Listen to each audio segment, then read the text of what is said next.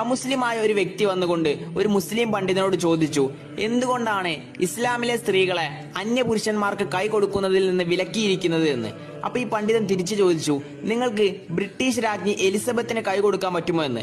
അപ്പൊ ഈ അമുസ്ലിമായിട്ടുള്ള വ്യക്തി തിരിച്ചു പറഞ്ഞു, ഒരിക്കലുമില്ല, കാരണം അവർ രാജ്ഞിയാണ്, ചില പ്രത്യേക ആളുകൾക്ക് മാത്രമേ എലിസബത്ത് കൈ കൊടുക്കുകയുള്ളൂ എന്ന്.